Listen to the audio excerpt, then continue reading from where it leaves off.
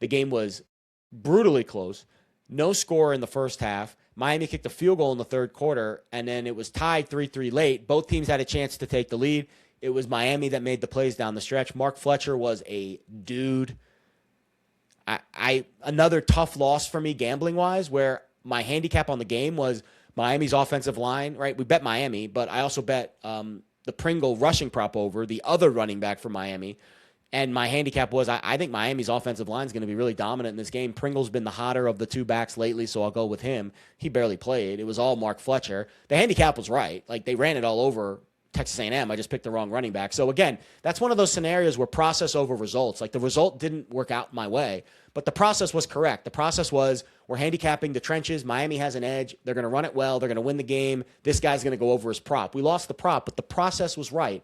And I think that's one of those scenarios where you just have to be confident that your process was right, even though the results were bad. And it was an awful gambling weekend for me. CFP, NFL was up and down.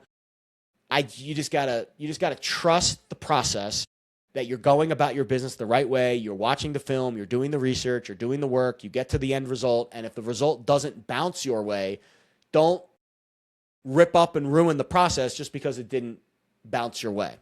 And I think that's an important lesson to learn, not only for me, but for anyone else listening who has bad luck. Because let's be honest, if you gamble every day, you gamble as much as we do, you're going to have bad beats. And it's how those bad beats impact your psyche and your process that define you as a gambler. Do you get completely thrown off your game? You're on tilt. It impacts your next bet. That's what you don't want to do. So Miami moves on to play Ohio State in the Cotton Bowl. That'll be the New Year's Eve game. Line open 9.5. We're kind of sitting in that range now. I kind of lean Ohio State. I don't have a strong vibe there. I mean, listen, Miami's offensive line and defensive line is really good. But I don't know if I fully trust Carson Beck. And I think that Ohio State defense, right, coming off the loss in the Big Ten championship game, it kind of reminds me of last year where that loss, right, it was a week earlier. It was to Michigan, but it gave them some time to think. And I think that loss to Indiana is going to end up being a blessing in disguise. I think Ohio State's going to handle Miami. Do they cover? Probably. But I think they're going to handle Miami in that game. So the quarterfinals are set. Again, I think Ohio State will take care of business against Miami. Oregon and Texas Tech, that's going to be a fun game, man. I'll be honest, I like Texas Tech's defense a lot. The problem is I don't trust Baron Morton. And I think Oregon's got the edge at quarterback. I think Oregon might have the edge in the coaching box with Dan Lanning. And I think Oregon's weapons are getting healthy. That's going to be a really fun game. How Texas Tech gets pressure on Dante Moore is going to be fascinating because Dante Moore really struggled in the game against Indiana, and that was the one game that he really got heated up this year.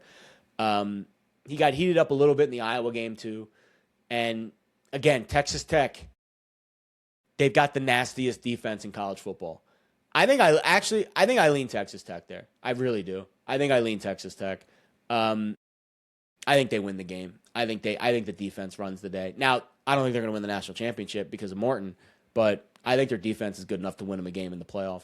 Alabama, I already told you I like them as a dog. I think they win outright. I know. I'm crazy.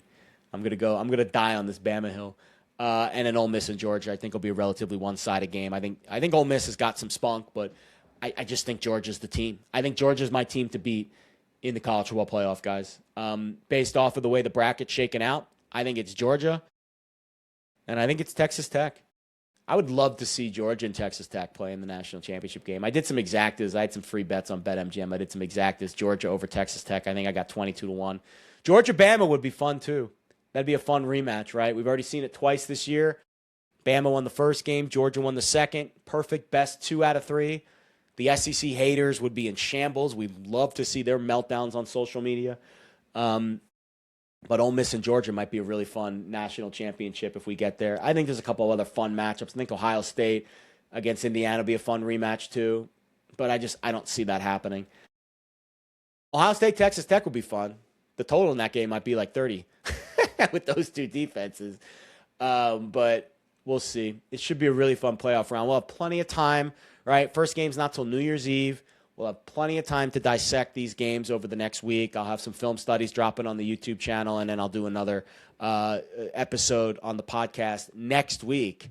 And then next Sunday night, I'll give you my official picks for the college football playoff as the market settles and as we get the games much closer to kick.